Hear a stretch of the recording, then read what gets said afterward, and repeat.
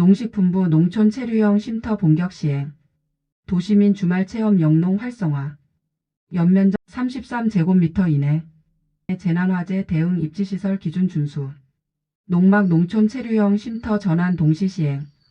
농림축산식품부는 농촌 생활인구 확산을 통한 농촌 소멸에 적극 대응하기 위해 오랫동안 국민 여론과 각계 의견을 수렴해 준비해온 농촌 체류형 쉼터 제도를 본격 시행합니다.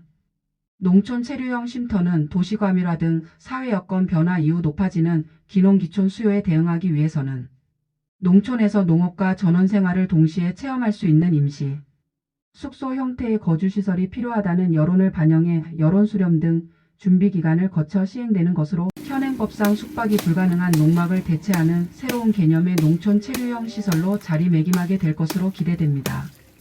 2023년 국민 여론 수렴과 거주 안전 기준 등에 대한 관계부처 협의를 거쳐 2024년 8월 국정현 안관계장관 회의에서 도입계획을 발표한 이후 시군 등 지방자치단체 의견 수렴과 농지법 하위 법령 개정을 거쳐 1월 24일부터 시행됩니다. 2023년 국민 여론 수렴에서는 응답자 2,595명 중 80.8%, 2,096명이 기농기촌 활성화 및 농촌 생활인구 확산을 위해 농촌 체험용 거주시설이 필요하다고 답변했습니다. 먼저 농촌 체류형 쉼터는 개인이 농지에 농지 전용허가 등의 절차 없이 가설 건축물 축조, 신고와 농지대장 등재 등의 절차만으로 데크 주차장 정화조 등 부속시설을 제외한 연면적 33위 이내로 설치가 가능합니다.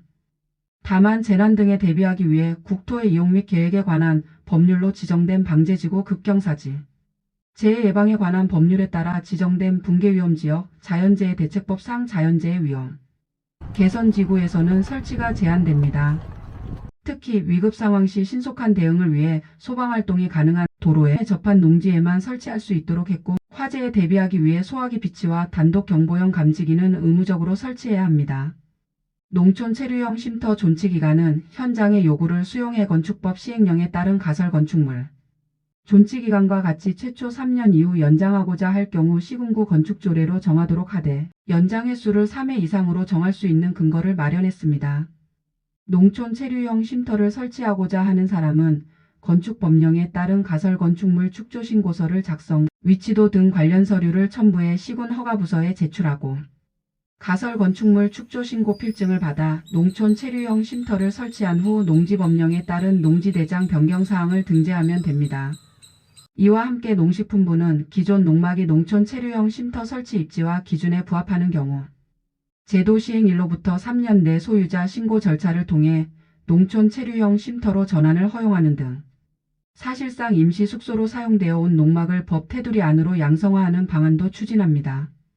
이와는 별도로 농식품부는 농막은 원래 취지대로 쓰이게 하되 그간 농막을 사용해온 농업인과 기농기촌인 등의 불편사항을 해소하기 위해 농막 연면적 20제곱미터와는 별개로 데크 정화조와 주차장도 일면에 한 해 설치할 수 있도록 해 농업활동의 편의성을 제고할 방침입니다.